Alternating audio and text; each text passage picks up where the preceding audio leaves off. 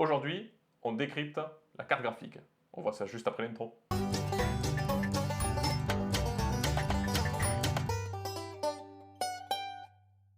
Bonjour, bienvenue sur la chaîne USB Lab. Je suis en compagnie de Madrid. Salut les amis, bonjour à tous. Donc aujourd'hui, on va parler de la carte graphique, cet élément qui va vous permettre donc d'afficher sur votre PC tous les éléments graphiques, du plus simple au plus compliqué. Certains processeurs et certaines marques vont intégrer un processeur graphique, donc vous n'aurez pas forcément besoin de carte graphique pour des petites configurations bureautiques. Chez Intel, tous les processeurs intègrent un chipset graphique, sauf la gamme F. Alors que chez AMD, c'est tout à fait l'inverse. Vous allez avoir tous les processeurs qui n'intègrent pas de chipset, sauf la gamme G. Donc l'utilisation en gros de la carte graphique, ça va permettre d'afficher des éléments en 3D sur votre PC, donc ça c'est pour les jeux vidéo, et d'afficher aussi votre bureau tout simplement, quand vous n'avez pas de chipset graphique. Directement afficher Windows. Voilà, tout à fait. Ou un autre OS si vous avez un autre OS. Tout à fait. Donc c'est elle qui va faire, c'est un peu la puissance graphique, comme son nom l'indique, de votre machine. Au niveau du fonctionnement, la carte graphique, elle intègre un GPU. C'est le nom qu'on utilise en général pour désigner une carte graphique, mais le GPU, c'est le Graphic Processor Unit qu'on a dans une carte graphique, et c'est cet élément-là qui est très important. Donc plus votre GPU est puissant, donc plus vous avez d'unités de calcul dans votre GPU, c'est quelque chose que vous allez retrouver notamment sur les cartes AMD. Les cartes AMD sont exprimées en unités de calcul, plus vous avez d'unités de calcul et plus votre processeur sera puissant. Du côté de chez Nvidia, on a une autre définition des unités de calcul, ça s'appelle les corps, donc c'est le nombre de corps. On a les corps CUDA, donc c'est les corps historiques qu'on avait, qui eux sont la puissance brute du processeur. Ensuite on a les RT Core, donc ceux qui gèrent le ray tracing sur la nouvelle technologie. À ce propos, on a fait une vidéo sur le ray tracing, on vous invite à aller la regarder si vous voulez en savoir plus sur cette technologie.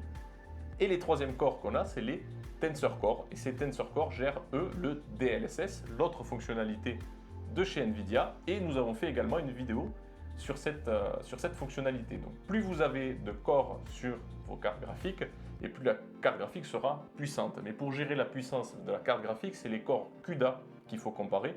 Hormis si vous voulez des options spécifiques comme le ray tracing ou le DLSS, où là c'est intéressant d'aller comparer entre deux cartes graphiques, par exemple une 3080 et une 3070, voir un petit peu les différences qu'on a. Les GPU sont en général fabriqués par les deux leaders du marché. On a AMD d'un côté et Nvidia de l'autre. Il ne faut pas confondre ces acteurs avec les assembleurs de cartes, comme on peut avoir donc MSI, Gigabyte, Asus, EVGA, donc qui eux prennent les GPU de chez AMD et de chez Nvidia et les intègrent dans leur carte graphique. Donc il faut bien comprendre la différence entre les deux interlocuteurs du marché. D'un côté, les fabricants de GPU et les constructeurs de GPU, et de l'autre côté, les assembleurs de GPU qui, eux, récupèrent ces composants pour les mettre dans leur carte graphique. Nvidia et AMD créent des cartes, ce qu'on appelle Founder Edition, ou des cartes de référence, qui sont également en vente, et c'est eux-mêmes qui produisent directement la carte. En plus des unités de calcul, il y a la fréquence. C'est le nombre de calculs par seconde. Donc plus vous aurez de fréquence, plus votre carte sera puissante. Attention, c'est à éléments comparables. Si vous comparez, mettons, on va prendre un processeur, parce qu'on parle aussi de fréquence sur les processeurs.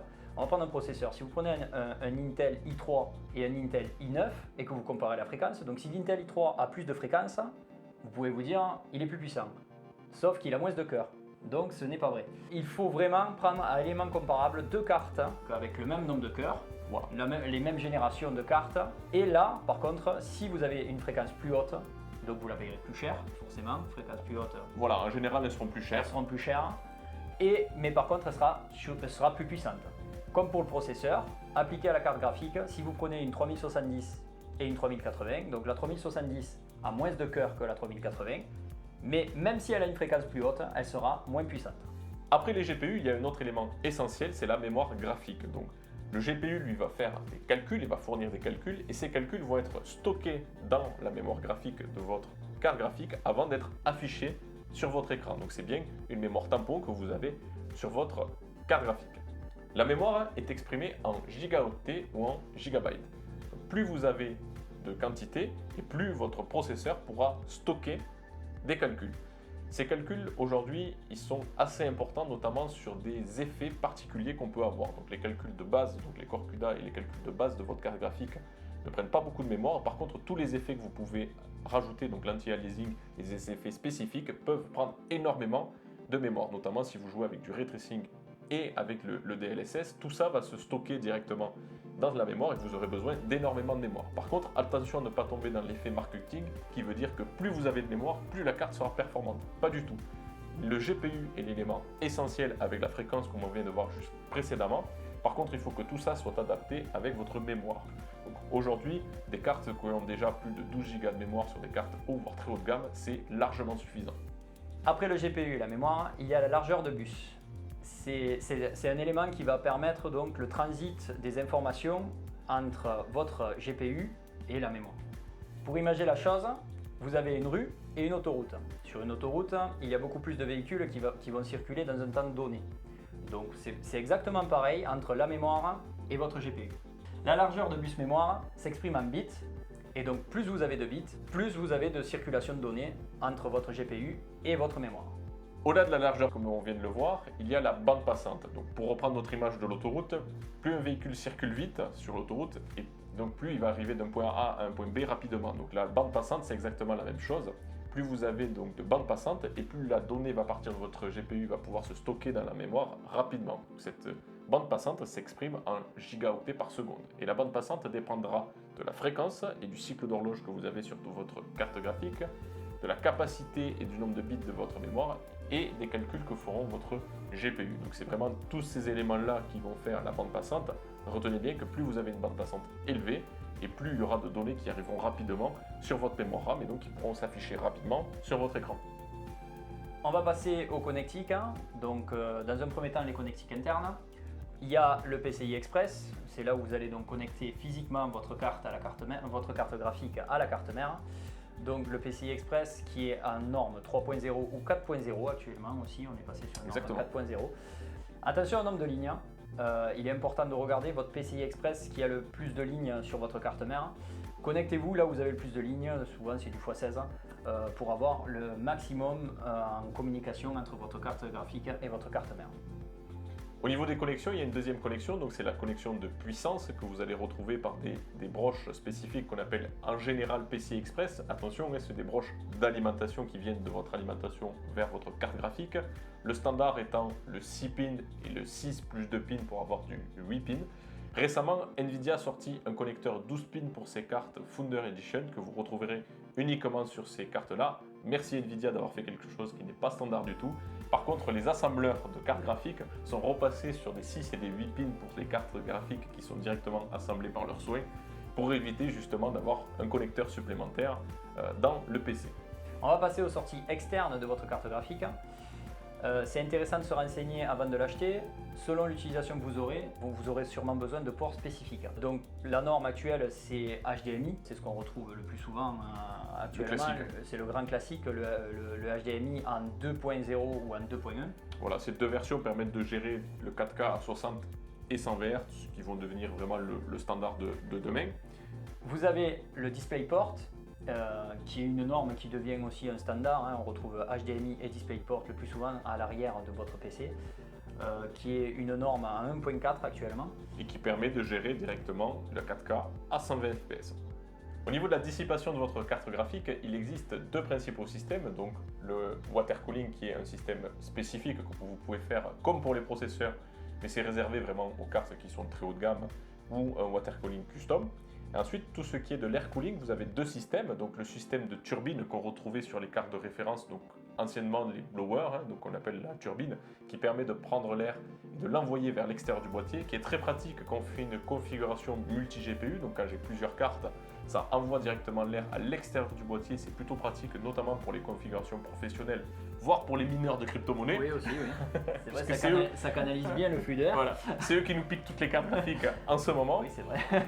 Et un deuxième système, on a le système custom, donc le classique, où vous avez les ventilateurs qui sont en dessous, et là, ça prend directement l'air et ça le renvoie dans le boîtier. Donc attention à avoir un boîtier qui soit bien ventilé si vous avez un ventilateur custom sur votre carte graphique, puisqu'il faudra sortir tout cet air du boîtier.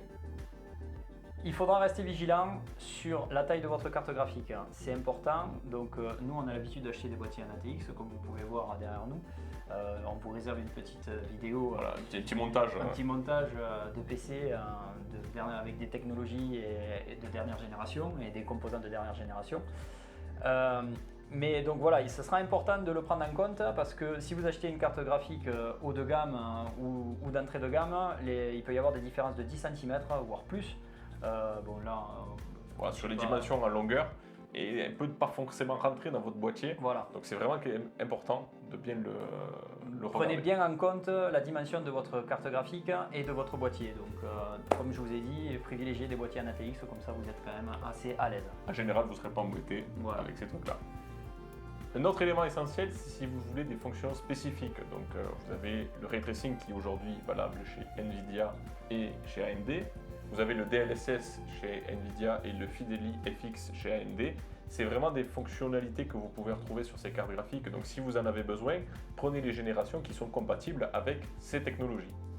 On va parler du design. Donc nous, on ne va pas vous dire quoi prendre Ou quoi choisir. Ou quoi choisir à niveau design. Hein. Ça, les goûts et les couleurs, ça, c'est chacun.